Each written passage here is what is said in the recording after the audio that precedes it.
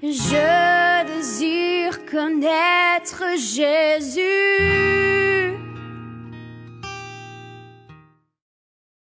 Il faut d'abord comprendre le principe de la voix de Dieu. En fait, la voix de Dieu, ce n'est pas un son.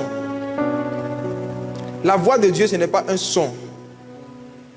Il faut déjà que dans ta tête, tu fasses une différence claire entre la voix humaine, nos voix humaines et puis la voix de Dieu. La voix de Dieu, ce n'est pas un son en fait. Ce n'est pas un son.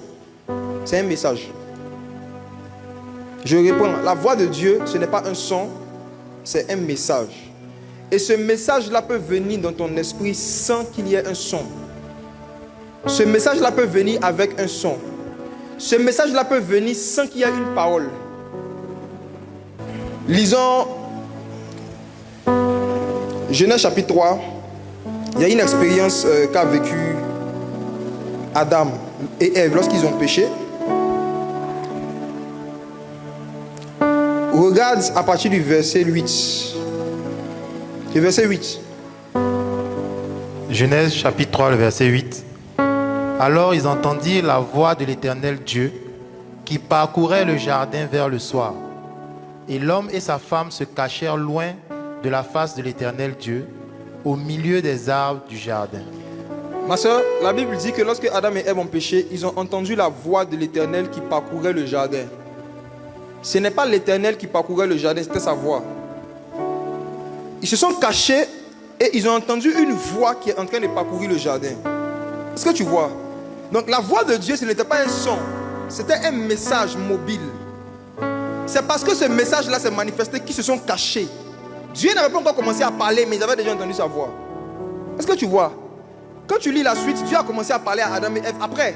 C'est après qu'il a adressé la parole. C'est après qu'il a dit, Adam, où es-tu? Mais avant qu'il n'ouvre la bouche pour dire, Adam, où es-tu? La Bible dit que sa voix parcourait le jardin. Donc la voix de Dieu, ce n'est pas lorsque Dieu ouvre la bouche pour nous faire entendre un son. C'est lorsque Dieu nous adresse un message. C'est la voix de Dieu. Et vous savez, chaque fois que le Saint-Esprit est présent quelque part, automatiquement, si quelqu'un est dans un péché pour lequel il ne s'est pas repenti, il entend la voix de Dieu. C'est cette voix-là qui le convainc de pécher. Il y a quelque chose qui te dit que tu es sale. Il y a quelque chose qui te rappelle que oh, tu dois te repentir. Il y a quelque chose qui te rappelle que là, tu dois mettre un truc en règle. Tu dois demander pardon à Dieu quand même. Tu lui dois des excuses. Ça, c'est la voix de Dieu. La voix de Dieu, c'est un message que Dieu t'adresse qui concerne ta vie. C'est la voix de Dieu. Donc, tu peux être en train de prier et puis tu sens dans ton cœur que tu dois lire, par exemple, Matthieu 5, verset 5. Quand tu vas aller lire Matthieu 5, 5, le verset va répondre, par exemple, à quelque chose que tu vis. C'est la voix de Dieu. Il y a un message que Dieu t'a donné qui te concerne, tu as entendu sa voix. Tu peux être en train de prier et puis tu sens dans ton cœur que oh, là, il faut que j'arrête de prier, il faut que j'aille à l'entrée de la porte. Il faut que j'aille voir la porte, si c'est bien fermé. Et tu sens juste une envie. Tu te lèves, tu vas regarder, effectivement, tard la nuit, la porte n'était pas bouclée. C'était la voix de Dieu.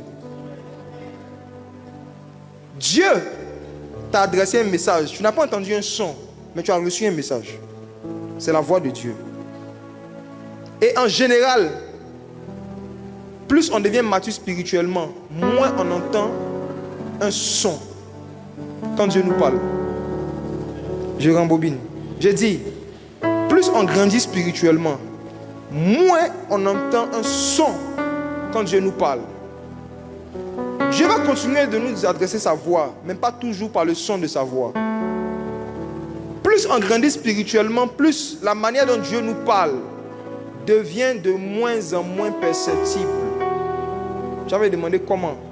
Pourquoi?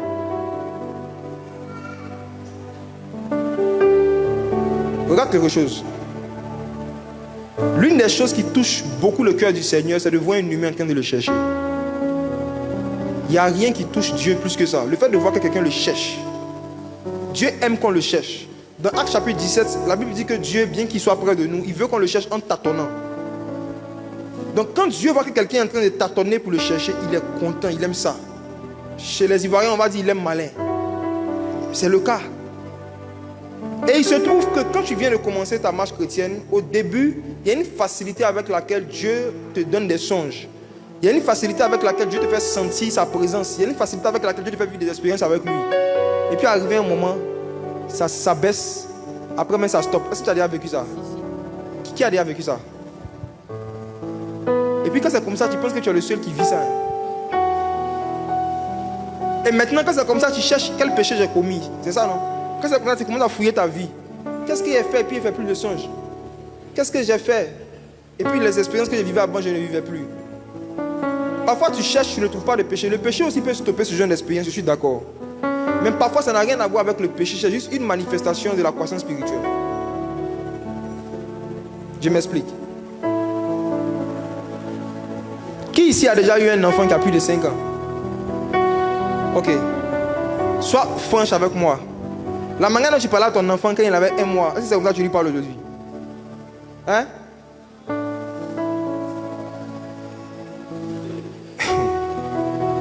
Quand ton enfant avait 6 mois, quand tu lui disais viens manger, tu lui disais quoi? Viens faire maman. Qui faisait les trucs comme ça là? Ok. C'est quelque chose que j'ai jamais compris les femmes. C'est les femmes qui font ça. Mais aujourd'hui, si l'enfant a 4 ans, quand tu lui dis viens manger, est-ce que tu vas utiliser la même manière? Tu vas lui dire faire maman. En général, quand l'enfant a un certain âge, quand tu veux lui demander est-ce qu'il a envie de faire caca, tu dis popo, popo. Tu vois, toi-même tu utilises un langage pour lui parler. Mais plus l'enfant grandit, ta manière de lui parler change, vrai ou faux? C'est la même chose avec Dieu. Plus on grandit spirituellement, plus la manière dont Dieu nous parle, c'est pas comme ça qu'il va nous parler aujourd'hui. C'est à nous de chercher comment est-ce que Dieu nous parle actuellement, dans la période actuelle de notre vie où on marche avec lui. Il y a un temps où il te parlait beaucoup par songe. Maintenant, il veut beaucoup te parler par verset biblique. Et toi, comme tu préfères les songes, tu pries la nuit et tu dis Seigneur, je m'attends à ta réponse. Il y a des chrétiens comme ça. Hein. Ils vont prier dans l'intention de faire un songe. Donc ils prient et puis ils dorment vite. Qui faisait ça en toute franchise? Qui faisait ça? J'ai fait ça quand j'étais petit dans la foi. Tu demandes quelque chose à Dieu et sans t'en rendre compte, tu choisis le canal par lequel il doit te répondre. Tu pries pour quelque chose et tu veux que la réponse vienne par songe.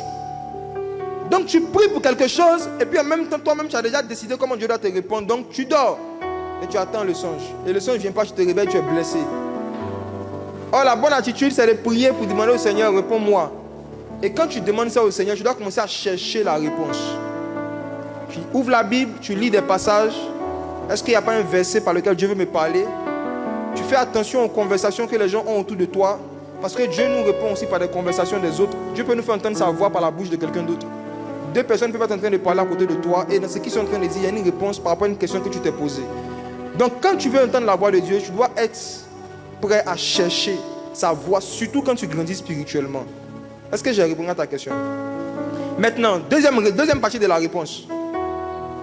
Tu ne peux pas reconnaître quelque chose que tu n'as pas appris à connaître.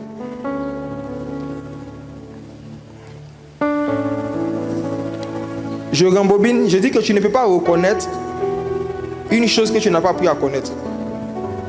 Ça veut dire que si aujourd'hui Dieu te parle dans ton esprit, pour que tu puisses reconnaître que c'est Dieu, c'est qu'avant tu as appris à connaître comment Dieu parle. Et je veux dire que la seule méthode que Dieu a instituée pour qu'on apprenne à connaître comment il parle, de sorte que lorsqu'il est en train de parler, on puisse reconnaître, ce sont les Écritures. Tu dois avoir l'habitude de lire la Bible. Tu dois avoir l'habitude de voir comment est-ce que Dieu parlait aux hommes avant. Tu dois avoir l'habitude de lire beaucoup les Saintes Écritures. Quand tu lis les Écritures, tu vois comment Dieu parlait à Abraham. Tu vois comment Dieu parlait à Moïse. Tu vois comment il parlait à David. Donc quand une voix va te parler dans ton esprit, tu vas pouvoir reconnaître parce que tu avais appris à connaître. Voici pourquoi les gens qui ne lisent pas beaucoup la Bible, mais qui entendent beaucoup de voix, sont des personnes qui s'égarent le plus facilement et qui font beaucoup d'erreurs. Les gens qui sont toujours en mode je vois, j'entends, j'ai eu une vision, j'ai senti. Maintenant tu lui demandes quelle est la dernière méditation biblique que tu as faite. Partage-moi ta dernière étude biblique. Il n'a rien à te dire. Tu lui dis que tu es en danger. Tu es un danger pour toi-même et pour les chrétiens que tu côtoies. Parce qu'au milieu de tout ce que tu vois, tout ce que tu entends, comment tu vas reconnaître ce qui est de Dieu, ce qui n'est pas de Dieu? C'est la connaissance de la parole de Dieu que tu vas avoir. Parce que Dieu ne dit jamais quelque chose qu'il n'a jamais dit.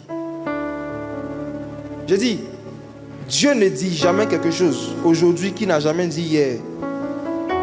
Dieu ne va jamais te parler d'une chose dont il n'avait jamais parlé auparavant.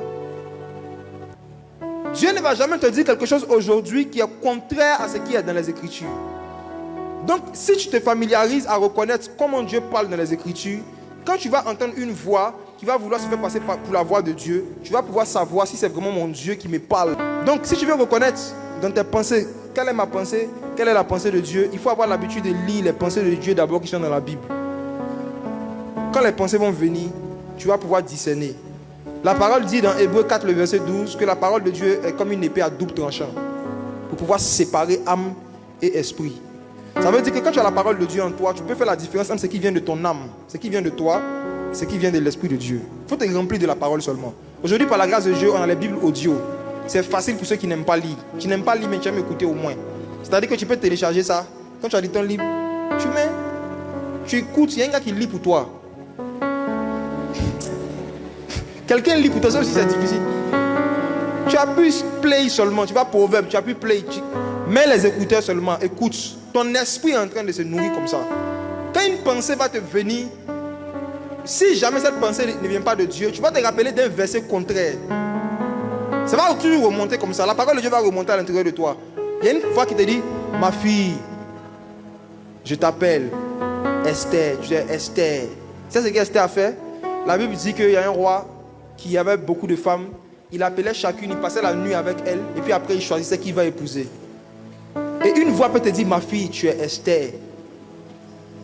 Celui qui te drague, va passer la nuit avec lui. Va te marier après. Tu es Esther. La voix peut être claire, la voix peut résonner dans ta chambre. Mais est-ce que tu as fait ça? Jamais.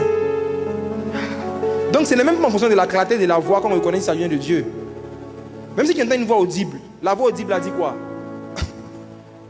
Que ce soit une voix audible, que ce soit une pensée, est-ce que c'est conforme à la sainte doctrine? Ça c'était Esther au temps d'Esther. Et Esther à l'époque là, on l'a forcée. Elle était esclave. Quand tu lis le contexte, Esther n'était pas en Israël. On ne faisait pas ça en Israël. En Israël, deux personnes ne sont pas mariées, ils ne passent pas la nuit ensemble. Elle était esclave. On l'a obligée à faire ça. On l'a forcée à faire ça. Elle était esclave. Donc on ne peut pas comparer l'exemple d'Esther avec notre exemple aujourd'hui. Nous qui sommes en Christ, on ne peut pas. On nous raconte une histoire, on dit voici les conditions dans lesquelles on a mis la fille. Elle n'avait même pas le choix. Mais aujourd'hui, nous avons le choix. Donc quand une pensée comme ça peut te parler de manière claire, qu'est-ce que disent les Écritures?